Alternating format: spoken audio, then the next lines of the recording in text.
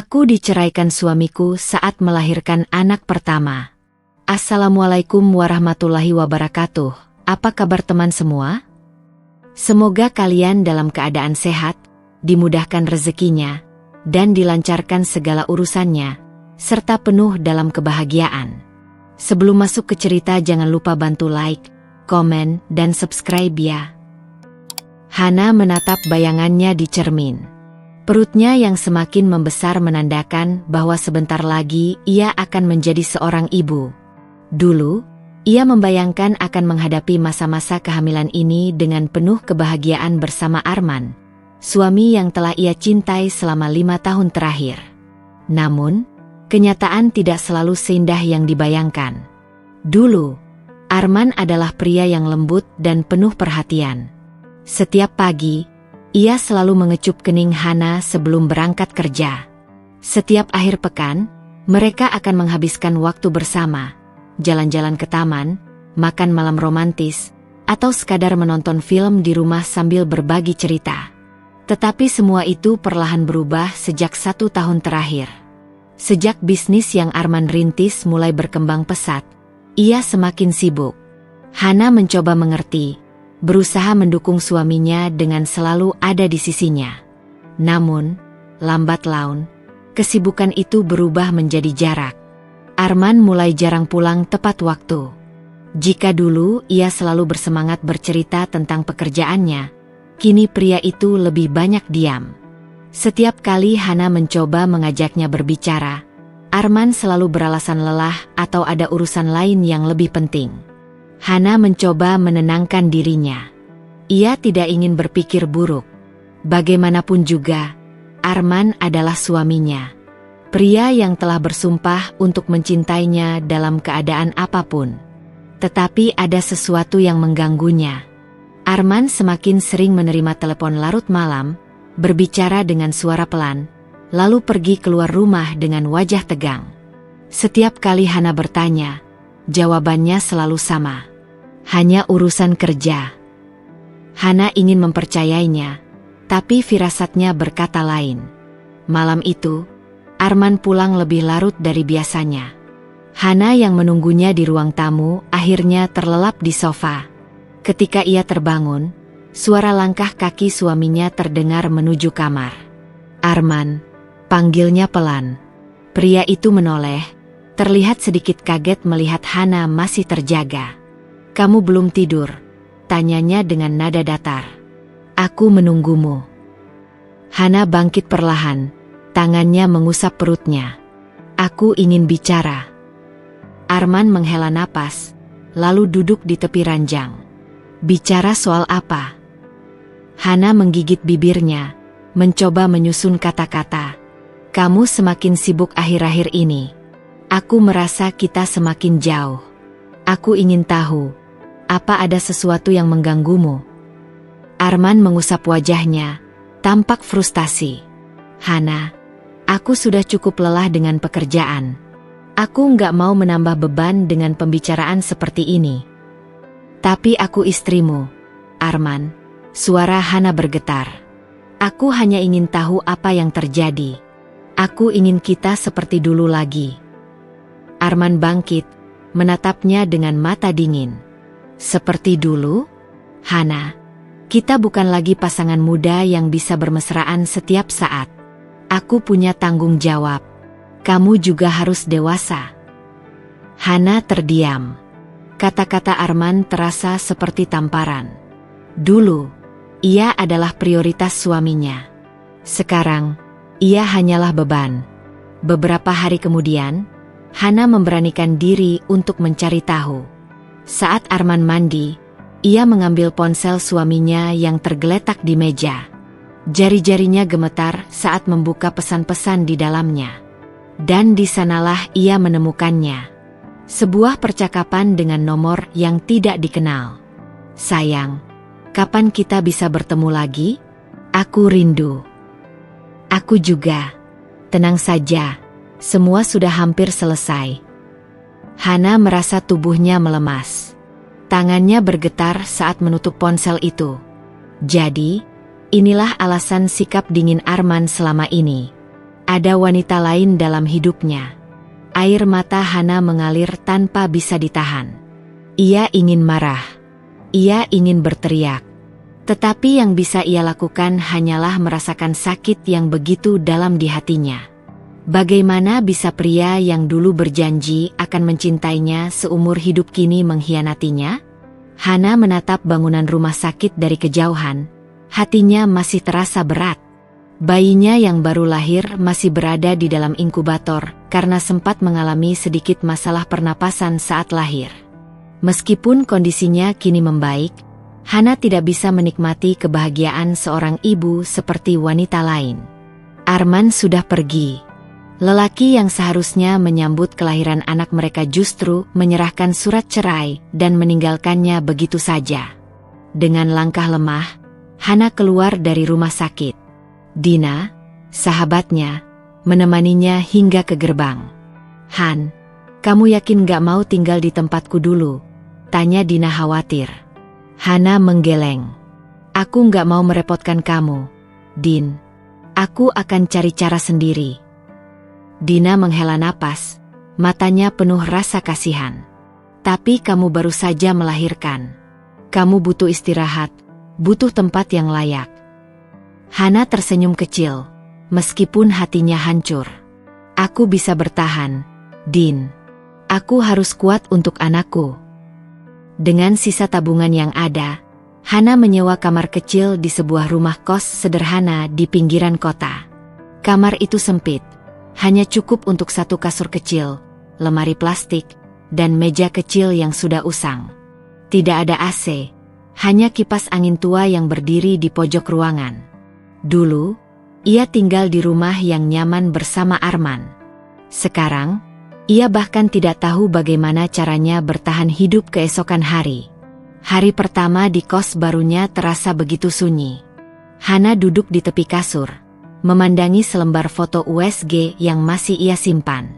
Ia ingin menangis, tapi air matanya sudah kering. Ia membuka dompetnya. Uang yang tersisa hanya cukup untuk membayar sewa kos selama sebulan dan makan seadanya. "Aku harus bekerja," gumamnya. Hana mulai mencari pekerjaan di internet. Namun, ia menyadari satu hal. Ia tidak bisa bekerja penuh waktu karena harus merawat bayinya nanti. Ia butuh pekerjaan yang fleksibel. Selama beberapa hari, Hana mencoba berbagai cara untuk mendapatkan penghasilan. Ia mencoba menjual pakaian bekasnya secara online, tapi hasilnya tidak seberapa. Ia juga menawarkan jasa mengetik dan desain sederhana, tetapi persaingan di dunia online begitu ketat. Sementara itu, makanan di kos hanya sebungkus nasi dan telur yang ia beli dari warung dekat kos. Ia harus menghemat sebaik mungkin. Setiap malam, Hana tidur dalam keadaan lapar. Namun, yang lebih menyakitkan bukanlah rasa lapar di perut, melainkan kehampaan di hatinya. Ia merindukan keluarganya. Ia merindukan hidupnya yang dulu. Suatu pagi, saat ia sedang duduk di depan kos, seorang wanita parubaya datang menghampirinya. "Kamu penghuni baru di sini, ya?" tanya wanita itu dengan ramah. Hana mengangguk. "Iya, Bu. Saya Bu Rina, pemilik warung sebelah. Kalau butuh makan murah, bisa mampir ke tempat saya," katanya sambil tersenyum. Hana tersenyum tipis. "Terima kasih, Bu." Malamnya, saat Hana kehabisan makanan, ia memberanikan diri pergi ke warung Bu Rina. Ia hanya membeli sebungkus nasi dengan tahu dan tempe, makanan paling murah yang tersedia. Namun, ketika Bu Rina melihatnya, wanita itu tampak iba. "Nak, kamu habis melahirkan, kan? Kamu butuh makan yang bergizi." Hana tersenyum canggung. "Saya baik-baik saja, Bu." Bu Rina lalu memberinya tambahan semangkuk sayur sop tanpa meminta tambahan uang. "Anggap saja ini hadiah untuk ibu muda yang hebat." Mata Hana berkaca-kaca.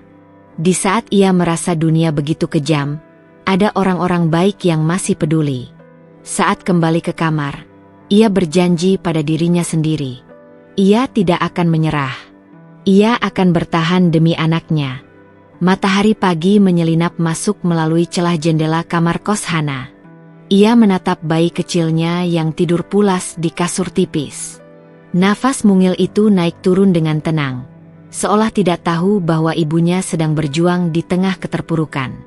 Hana mengusap wajahnya yang masih lelah. Semalam ia hanya tidur beberapa jam karena harus bolak-balik bangun untuk menyusui anaknya. Perutnya terasa kosong, tetapi ia tak berani menghabiskan jatah makanan yang tersisa. Prioritasnya sekarang adalah anaknya. Setelah menyiapkan bayi kecilnya di dalam selimut, Hana duduk di lantai dan membuka buku catatan kecil yang ia gunakan untuk menuliskan rencana. Aku harus menghasilkan uang, gumamnya. Uang yang tersisa di dompetnya hanya cukup untuk makan beberapa hari ke depan. Sewa kos bulan depan pun masih menjadi pertanyaan besar. Hana mulai berpikir tentang apa yang bisa ia lakukan. Ia tidak bisa bekerja penuh waktu karena harus mengurus bayinya sendiri. Namun, ia tidak boleh menyerah. Saat Hana ke warung Burina untuk membeli sarapan sederhana, wanita parubaya itu melihat raut wajahnya yang terlihat lelah dan berpikir. "Nak, kamu bisa masak?" tanya Burina tiba-tiba. Hana menoleh. "Bisa, Bu." "Kenapa?" Bu Rina tersenyum. "Warung saya butuh tambahan makanan kecil buat dijual. Kalau kamu bisa bikin kue atau cemilan, saya bisa bantu jualin." Mata Hana berbinar. Ini adalah kesempatan kecil, tapi sangat berarti baginya. Hari itu juga, Hana mulai bereksperimen dengan resep sederhana. Ia mengingat kembali pelajaran memasak dari ibunya dulu. Dengan bahan seadanya, ia mencoba membuat donat kecil dan risoles. Malam harinya, setelah memastikan bayinya tidur nyenyak, Hana menggoreng donat dan merapikan risoles buatannya ke dalam wadah plastik. Tangannya terasa pegal, matanya berat karena kurang tidur, tetapi hatinya penuh harapan. Keesokan harinya, ia menitipkan jualannya ke Burina. Dengan hati berdebar, ia menunggu hasilnya. Menjelang siang, Burina datang ke kosannya dengan senyuman lebar. "Hana, semua jualanmu habis. Banyak yang suka." Air mata Hana hampir menetes. Ini pertama kalinya dalam hidupnya ia merasakan hasil dari kerja kerasnya sendiri. Sejak hari itu, Hana mulai membuat lebih banyak cemilan untuk dijual. Setiap malam ia begadang untuk memasak, lalu pagi harinya ia menitipkan jualannya ke warung Burina. Hasilnya memang belum besar, tetapi cukup untuk membeli kebutuhan bayi dan makan sehari-hari. Meski lelah, ia merasa hidupnya mulai memiliki arah kembali. Selain berjualan cemilan, Hana juga mencoba mencari tambahan penghasilan dengan bekerja serabutan. Ia menawarkan jasa mengetik dokumen untuk mahasiswa di sekitar kosannya. Dengan modal laptop tua yang dulu dibelikan Arman, ia mengetik hingga larut malam. Di siang hari, saat bayi Hana tidur, ia pergi membantu Burina di warung dengan imbalan makanan gratis. Hari-harinya penuh dengan kerja keras, tetapi ia bersyukur. Setidaknya, ia bisa bertahan. Suatu hari, di warung Burina, ada seorang pria yang memperhatikan Hana saat ia sedang membantu membersihkan meja pelanggan. Pria itu adalah Rizal, seorang pengusaha yang sering mampir ke warung untuk sarapan. "Kamu kerja di sini?" tanya Rizal sambil menyeruput kopi hitamnya. Hana tersenyum kecil. "Hanya membantu, Pak." Bu Rina ikut menyahut. "Dia ini ibu muda yang hebat, Pak Rizal. Pandai bikin kue juga." Rizal menatap Hana dengan penuh minat. "Kamu buat kue sendiri?" Hana mengangguk. "Iya, Pak. Saya buat sendiri dan dititipkan di warung ini." Rizal mengambil sepotong donat yang dibuat Hana dan menggigitnya. Matanya menyipit, seolah sedang menilai rasa makanan itu. "Ini enak," katanya setelah beberapa detik. Hana hanya tersenyum. Rizal kemudian mengeluarkan kartu namanya dan menyerahkannya pada Hana. "Aku sering investasi di usaha kecil. Kalau kamu serius ingin mengembangkan bisnismu, Aku bisa bantu dengan modal awal. Hana menatap kartu nama itu dengan terkejut. Apa maksud Bapak? Aku ingin melihat orang-orang yang gigih bisa sukses. Aku bisa membantumu memulai bisnis kecil.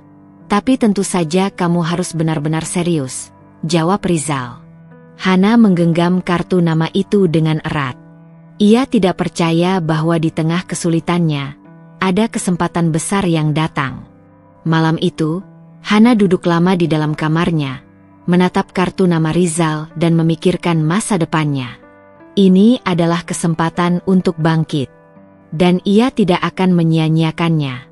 Di dalam gedung kafe modern dengan desain minimalis, seorang wanita berusia akhir 20-an berjalan dengan anggun di antara meja-meja pelanggan. Penampilannya elegan dengan balutan blazer putih, rambut panjangnya diikat rapi, dan wajahnya memancarkan ketegasan. Wanita itu adalah Hana, pemilik sekaligus CEO dari Hana Bites, bisnis kuliner yang kini tengah berkembang pesat.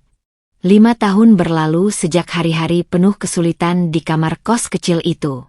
Kini, Hana bukan lagi wanita yang berjuang mencari uang demi sesuap nasi. Ia telah menjadi pengusaha sukses, memiliki beberapa cabang kafe dan bisnis catering yang sering menangani acara besar. Ia menatap kafe barunya yang baru saja dibuka di pusat kota. Pelanggan memenuhi tempat itu, menikmati berbagai menu khas yang awalnya hanya dibuat dari dapur kecilnya di kosan. Hana, media ingin wawancara denganmu mengenai ekspansi bisnis kita keluar kota, kata Rina, sahabat sekaligus manajernya. Hana tersenyum. Kita jadwalkan minggu depan. Aku ingin memastikan semuanya berjalan lancar dulu di cabang ini. Tak pernah terlintas dalam pikirannya bahwa ia akan mencapai titik ini. Ia hanya ingin bertahan untuk anaknya, tapi kehidupan membawanya lebih jauh dari yang pernah ia bayangkan. Namun, di tengah kebahagiaan dan kesuksesannya, takdir mempertemukannya kembali dengan seseorang dari masa lalunya. Hari itu, Hana sedang berada di salah satu cabang kafenya, duduk di sudut ruangan sambil mengecek laporan keuangan. Tiba-tiba, seorang pelayan datang dengan wajah sedikit panik. Bu Hana, ada pelanggan yang ingin bertemu dengan Anda. Hana mengangkat alis. Siapa? Pelayan itu ragu sejenak sebelum menjawab. Dia bilang namanya Arman. Dunia Hana seolah berhenti berputar. Nama itu, nama yang sudah lama ia coba lupakan. Dengan napas yang sedikit bergetar, Hana menoleh ke arah pintu masuk. Dan di sana, berdiri seorang pria yang dulu pernah mengisi hidupnya. Arman. Namun, pria itu tidak lagi terlihat seperti dulu. Wajahnya terlihat lebih tirus, pakaian yang ia kenakan tidak lagi semewah dulu, dan ada bayangan kelelahan di matanya. Hana menguatkan hatinya, lalu bangkit dari tempat duduknya.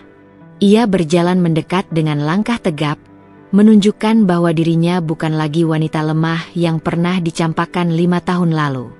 Arman menatapnya dengan ekspresi sulit ditebak. Ada keterkejutan, penyesalan, dan entah apa lagi yang berputar dalam pikirannya. Kamu sukses sekarang, ucap Arman pelan, suaranya hampir bergetar. Hana tersenyum kecil, tetapi dingin. Dan kamu sepertinya tidak. Arman menghela napas panjang, lalu menundukkan kepalanya. Aku kehilangan semuanya. Hana, bisnisku bangkrut, istriku meninggalkanku. Aku bahkan tidak punya pekerjaan tetap sekarang. Hana menatap pria itu tanpa rasa iba. Ia mengingat malam ketika ia diceraikan di meja persalinan. Ingatan itu masih jelas di kepalanya. Bagaimana ia harus berjuang sendirian dengan bayi yang baru lahir. Kamu ingin apa dariku, Arman? Tanyanya datar. Arman menggigit bibirnya, tampak ragu. Aku menyesal. Hana, aku sadar aku salah. Aku meninggalkanmu di saat kamu paling membutuhkan aku. Tapi sekarang, aku hanya ingin melihat anak kita. Bolehkah? Jantung Hana berdegup kencang. Anak mereka. Anak yang dulu tidak diakui Arman. anak yang ia besarkan seorang diri tanpa bantuan siapapun. Hana menatap pria di hadapannya dengan dingin. Ia tahu ini bukan keputusan yang bisa ia buat dengan mudah. Namun satu hal yang pasti, dulu, ia pernah ditinggalkan tanpa ampun. Dan sekarang, keadaan berbalik. Hana tersenyum tipis. Aku akan pikirkan. Lalu, tanpa berkata apa-apa lagi, ia berbalik dan meninggalkan Arman yang masih berdiri terpaku di tempatnya. Baginya, ini bukan akhir. Ini adalah awal dari babak baru dalam hidupnya. Dunia Arman runtuh lebih cepat daripada yang pernah ia bayangkan. 5 tahun lalu, ia adalah pria yang disegani di dunia bisnis. Perusahaannya bergerak di berbagai sektor, dan ia menikmati hidup bergelimang harta. Namun, semuanya berubah ketika bisnisnya mengalami kemunduran akibat investasi bodoh yang ia lakukan atas saran istri barunya. Ia mencoba bangkit, tetapi hutang terus menumpuk, membuatnya semakin terpuruk. Dan puncak kehancurannya terjadi saat istrinya meninggalkannya. Maaf, aku tidak bisa hidup dengan pria miskin, ujar wanita yang dulu ia puja. Arman menatap kosong saat wanita itu mengemasi barang-barangnya. Tidak ada air mata, tidak ada perpisahan emosional. Hanya satu kalimat dingin yang mengingatkannya bahwa ia telah membuat kesalahan terbesar dalam hidupnya. Sekarang, ia bahkan tidak punya rumah sendiri. Mobil mewah yang dulu menjadi kebanggaannya telah disita. Ia hidup menumpang dari satu teman ke teman lain yang akhirnya juga enggan membantunya. Arman, yang dulu sombong dan merasa segalanya bisa ia kendalikan, kini hanya pria yang kehilangan segalanya. Satu hari, dalam keputusasaan, Arman berjalan tanpa tujuan di pusat kota. Ia melewati kafe-kafe dan gedung perkantoran, mengingat saat-saat ia berada di posisi itu, berjalan dengan gagah, mengenakan jas mahal, dan dihormati banyak orang. Namun, langkahnya terhenti ketika ia melihat sebuah nama yang begitu familiar di papan reklame sebuah kafe besar. Hana Bikes. Arman tertegun.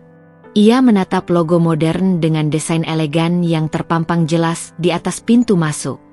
Nama itu mengguncang hatinya, membawanya kembali ke masa lalu yang telah ia buang. Tanpa sadar, kakinya melangkah masuk ke dalam kafe. Di dalam, suasana terasa hangat dan profesional. Para pelanggan tampak menikmati makanan dengan puas, para pegawai bekerja dengan cekatan, dan di sudut ruangan, ia melihat seseorang yang membuat jantungnya berdegup kencang. Hana, wanita yang dulu ia ceraikan di meja persalinan, wanita yang dulu menangis saat ia tinggalkan tanpa peduli. Namun, kini yang berdiri di sana bukan lagi Hana yang ia kenal dulu. Hana tampak anggun dalam balutan blazer putih, rambutnya disanggul rapi, dan wajahnya memancarkan kepercayaan diri yang luar biasa.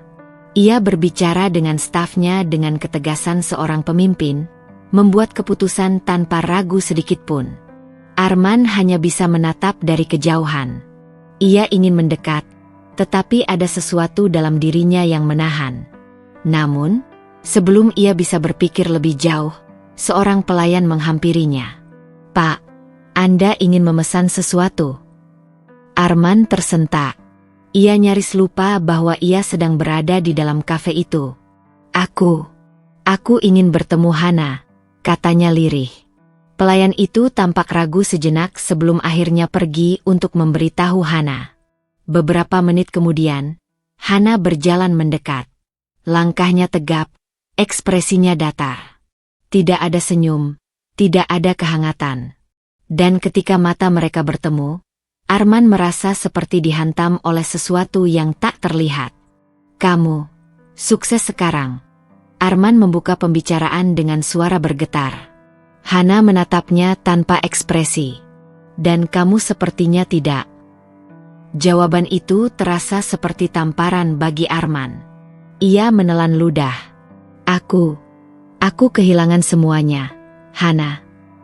Hana masih menatapnya dingin. "Lalu kenapa kamu ada di sini?" Arman terdiam. Ia tidak tahu harus menjawab apa. Akhirnya, setelah beberapa saat, ia mengumpulkan keberanian untuk mengucapkan kalimat yang telah lama ia pikirkan. "Aku ingin bertemu anak kita," katanya pelan. Untuk pertama kalinya, ekspresi Hana berubah. Mata wanita itu menyipit, sorot matanya tajam seperti pisau. "Kamu ingin bertemu anak yang dulu tidak kamu akui?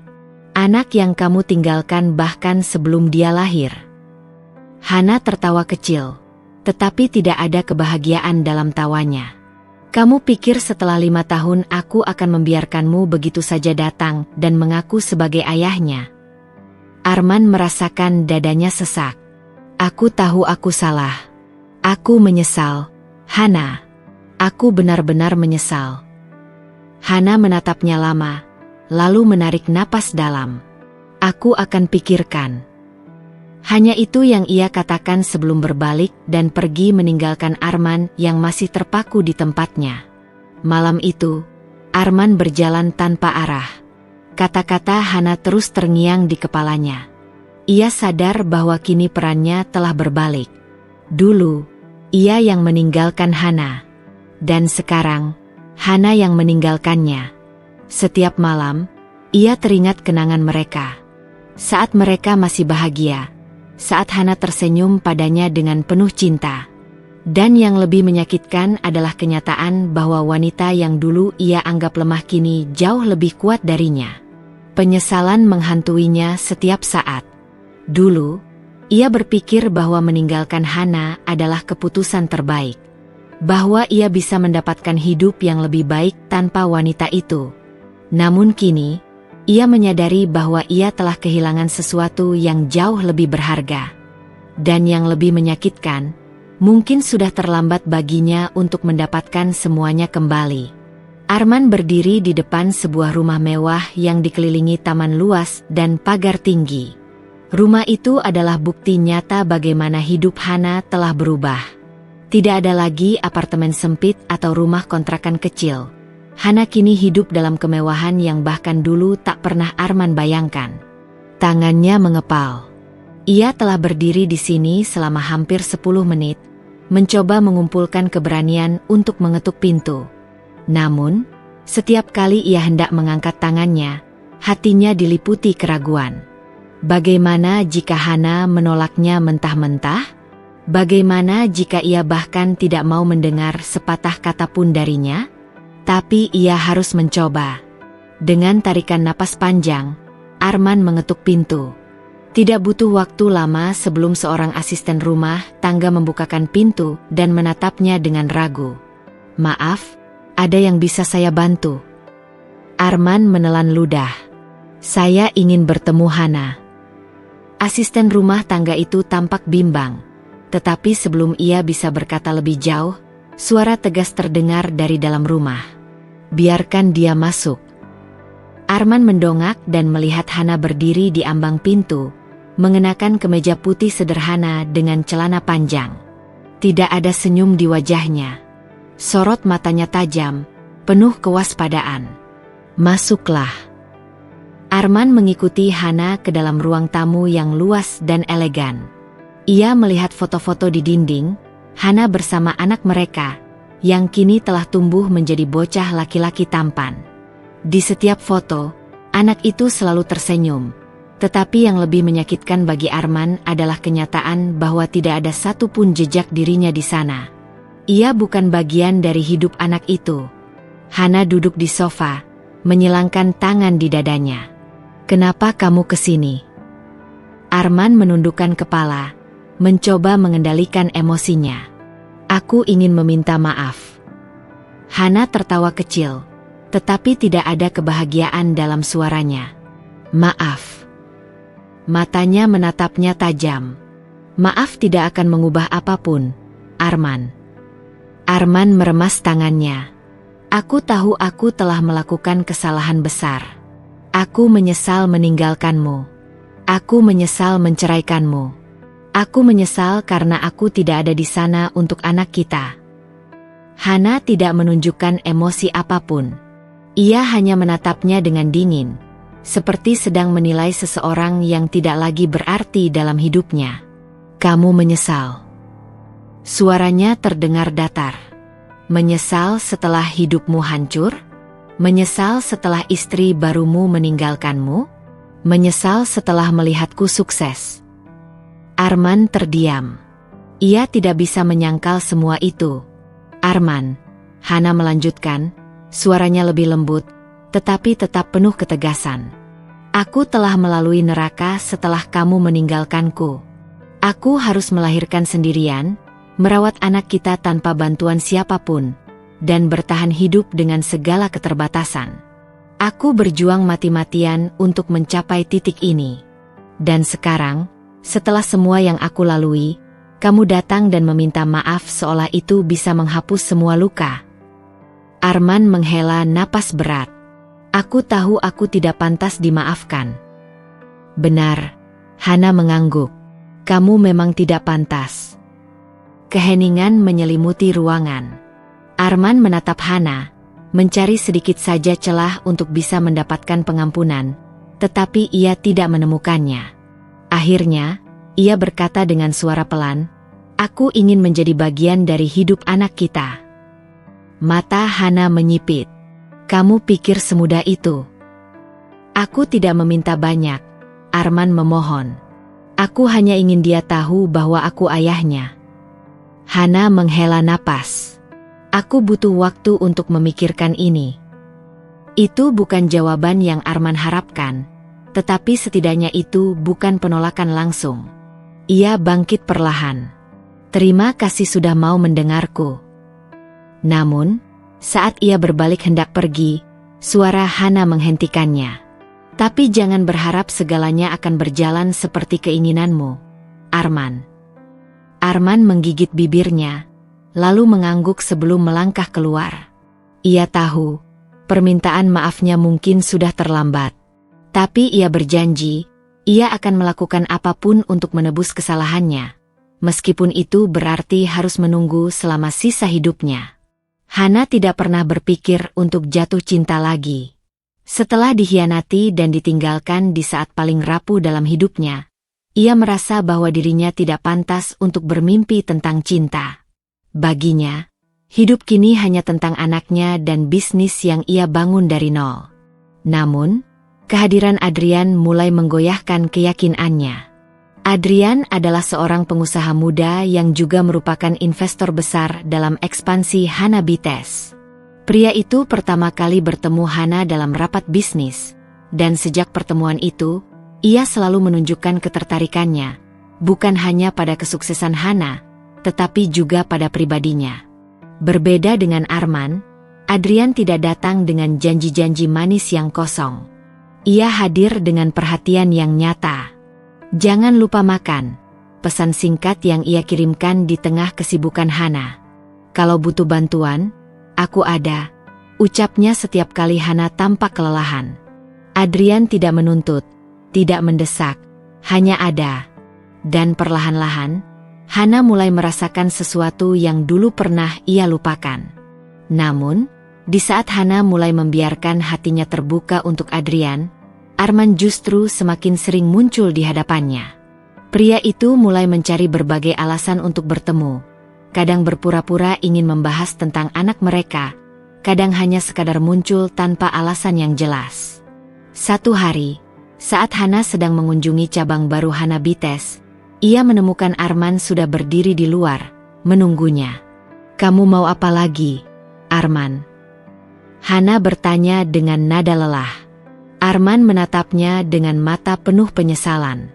"Aku ingin menebus semua kesalahanku, Hana." Hana tersenyum sinis. "Menebus? Setelah 5 tahun. Aku tahu ini tidak mudah." Arman menghela napas. "Tapi aku ingin menjadi bagian dari hidup kalian lagi. Aku ingin dekat dengan anak kita, dan juga denganmu." Hana terdiam. Ia melihat pria yang pernah menghancurkannya berdiri di hadapannya, mencoba mencari tempat dalam hidupnya lagi. Namun, sebelum ia bisa menjawab, suara lain menyela pembicaraan mereka. "Apakah ada masalah di sini?" Adrian muncul dari dalam kafe, berjalan mendekat dengan ekspresi tenang namun penuh kewaspadaan. Hana melihat sekilas ke arah Arman, yang kini menatap Adrian dengan sorot mata penuh ketegangan. "Siapa dia?" Arman bertanya dingin. Adrian mengulurkan tangannya ke arah Hana dengan sikap protektif. "Aku Adrian, teman dekat Hana." Arman mengernyit. "Teman dekat?" Hana bisa merasakan ketegangan yang semakin memuncak. Ia menarik napas panjang, lalu berkata dengan suara tegas. "Adrian adalah seseorang yang selalu ada untukku, tidak seperti orang lain yang memilih pergi di saat aku paling membutuhkan." Mata Arman menggelap, rahangnya mengeras. Dan saat itu, ia menyadari sesuatu yang menyesakkan dada Hana mungkin benar-benar telah belajar hidup tanpa dirinya. Sejak saat itu, kehadiran Adrian dalam hidup Hana semakin kuat. Pria itu tidak hanya mendukungnya dalam bisnis, tetapi juga dalam kehidupan pribadinya. Adrian selalu hadir di momen-momen penting, selalu memastikan Hana dan anaknya bahagia. Sementara itu, Arman semakin merasa terasing. Ia mulai menyadari bahwa ia bukan lagi bagian dari dunia Hana. Ia adalah masa lalu, sedangkan Adrian adalah masa kini, dan mungkin juga masa depan. Namun, Arman tidak berniat menyerah begitu saja. Ia tahu ia telah membuat kesalahan besar, tetapi ia tidak akan membiarkan pria lain menggantikan tempatnya begitu saja.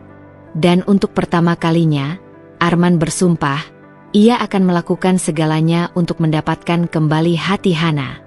Arman berdiri di luar sekolah dasar tempat anaknya belajar.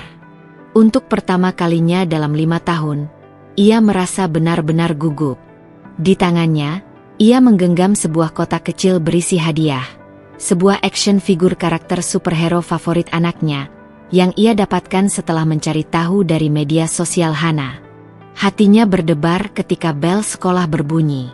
Anak-anak mulai berlarian keluar dari gerbang. Wajah-wajah mereka dipenuhi kebahagiaan. Lalu, ia melihatnya. Seorang bocah laki-laki berusia 5 tahun, mengenakan seragam sekolah dengan tas kecil di punggungnya. Bocah itu tertawa bersama teman-temannya, lalu berlari ke arah seseorang yang menunggunya, Adrian. Arman merasakan dadanya mencengkeram perih. Adrian menyambut bocah itu dengan senyum lebar, menunduk untuk membenarkan tali sepatunya sebelum meraih tangannya dengan penuh kasih sayang. Bocah itu, anak Arman sendiri, tertawa riang saat berbicara dengan Adrian, seolah pria itu adalah ayahnya. Sementara Arman, ayah kandungnya, hanyalah seorang asing yang melihat dari kejauhan. Arman mengepalkan tangannya. Ia tidak bisa mundur sekarang. Dengan langkah ragu, ia mendekat. "Hai." Adrian dan bocah itu menoleh. Bocah itu memandang Arman dengan tatapan bingung, sementara Adrian langsung menunjukkan ekspresi waspada. "Hai," ucap Adrian datar. "Ada perlu apa?" Arman berdeham, lalu berjongkok agar sejajar dengan anaknya. "Halo, aku."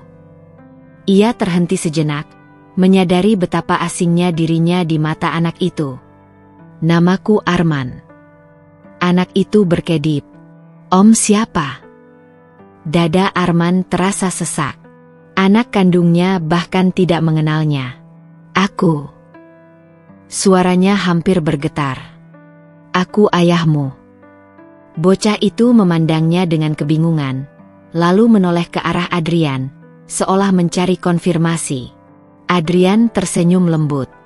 "Dia benar, nak. Dia ayah kandungmu." Bocah itu menatap Arman lagi, kali ini dengan sedikit lebih banyak rasa ingin tahu. "Oh." Arman berusaha tersenyum. "Aku membawa sesuatu untukmu." Ia menyerahkan kotak kecil berisi action figure itu. Anak itu menerimanya dengan ragu, lalu perlahan membukanya. Begitu melihat isinya, matanya membesar. "Wow, ini superhero favoritku." Arman merasa sedikit lega. "Kamu suka?" Anak itu mengangguk, lalu tersenyum tipis. "Terima kasih, Om." Arman tersentak. "Om, bukan ayah. Bukan papa. Hanya Om."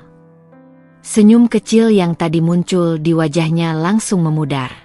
Adrian menghela napas dan menepuk pundak bocah itu. "Ayo, nak, kita pulang." Bocah itu mengangguk dan menggenggam tangan Adrian, lalu menatap Arman sebentar sebelum pergi. Arman hanya bisa berdiri diam, menatap punggung anaknya menjauh. Ia telah kehilangan tempatnya. Malam harinya, Arman menemui Hana di kantornya. "Apa yang kamu harapkan, Arman?" tanya Hana, menatapnya dengan ekspresi datar. "Aku ingin menjadi bagian dari hidup anak kita." Hana menghela napas panjang. "Kamu pikir itu mudah? Kamu pikir setelah 5 tahun menghilang, kamu bisa datang dan tiba-tiba menjadi seorang ayah? Aku tidak ingin menggantikannya." Arman menunjuk ke arah Adrian.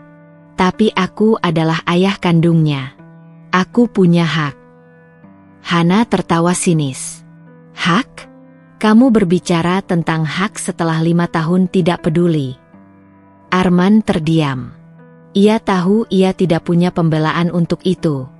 "Aku ingin memperbaiki semuanya, Hana," katanya lebih pelan.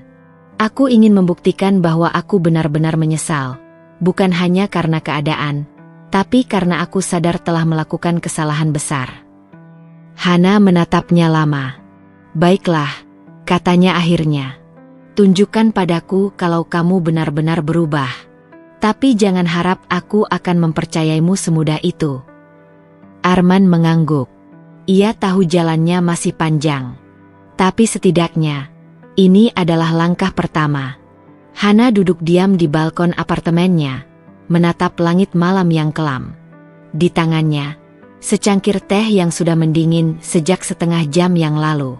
Kepalanya penuh dengan pikiran yang berkecamuk, dilema yang tak kunjung menemukan jawabannya. 5 tahun lalu, Arman meninggalkannya dalam keadaan paling menyakitkan. Ia terpuruk, berjuang sendirian membesarkan anak mereka tanpa dukungan seorang suami. Namun, kini pria itu kembali, mengaku menyesal, ingin menebus kesalahannya, dan berharap bisa menjadi ayah bagi anak mereka. Di sisi lain, Adrian adalah seseorang yang tidak pernah pergi. Ia selalu hadir, mendukungnya, mencintainya dengan tulus tanpa menuntut apapun sebagai balasan. Ia memberikan kenyamanan yang tak pernah ia rasakan sebelumnya. Hana menarik napas dalam. Apa yang harus ia lakukan? "Kamu takut membuat keputusan yang salah, kan?" Hana menoleh ke arah sahabatnya, Liana, yang duduk di seberangnya dengan segelas kopi. Mereka sudah berteman sejak lama, dan Liana adalah satu-satunya orang yang tahu setiap luka yang Hana alami. Hana menatap kosong ke arah lantai. "Aku takut jika aku memilih Arman, aku hanya mengulang kesalahan. Tapi jika aku memilih Adrian, aku takut anakku akan kehilangan kesempatan untuk mengenal ayah kandungnya dengan baik." Liana menghela napas dan meletakkan cangkirnya. "Hana, kamu selalu memikirkan orang lain sebelum dirimu sendiri.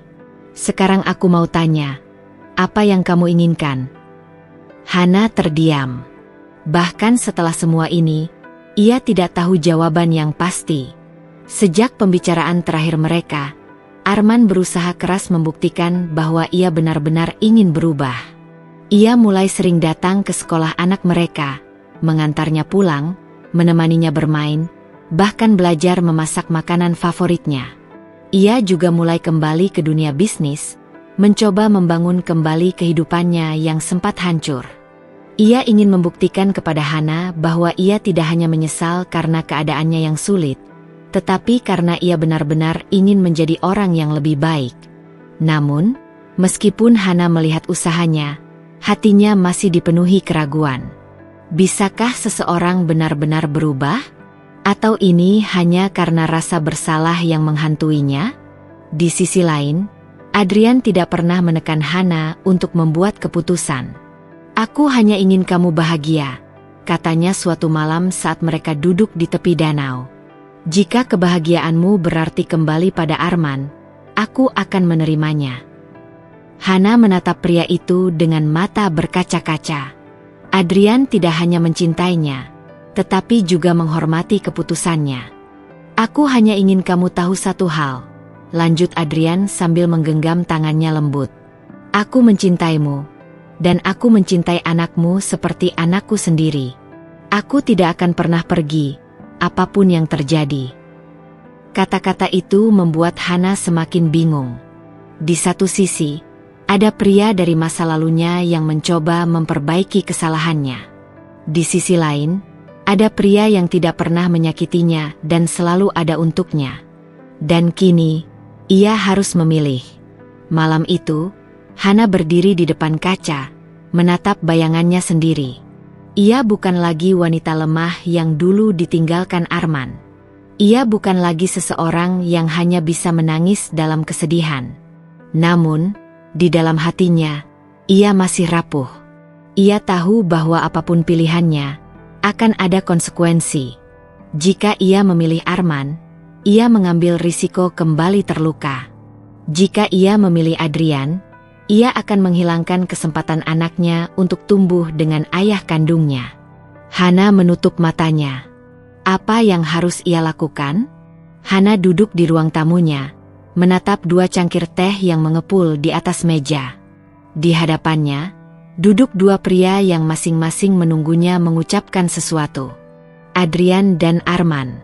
Malam ini, ia akan mengakhiri semua kebimbangannya. Ia menarik napas dalam, berusaha meredakan kegelisahan di dadanya.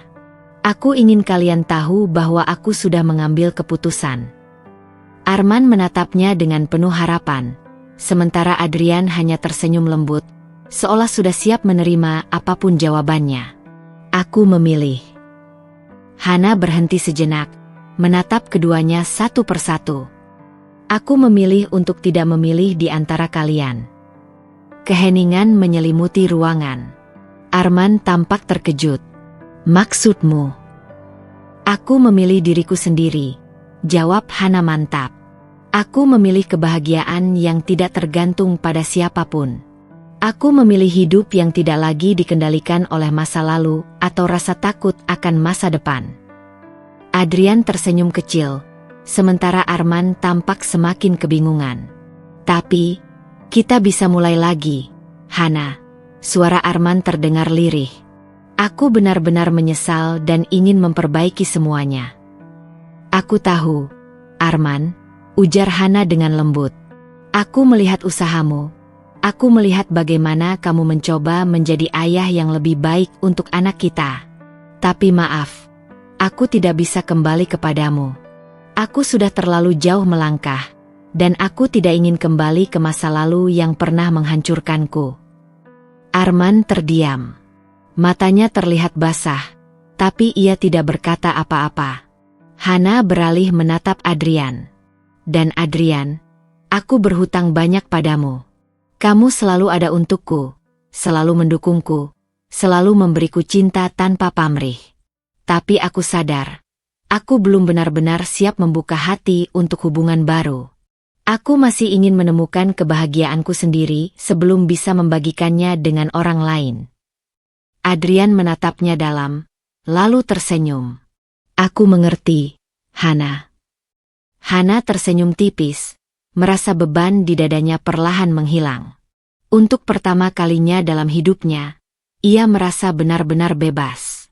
Beberapa bulan berlalu.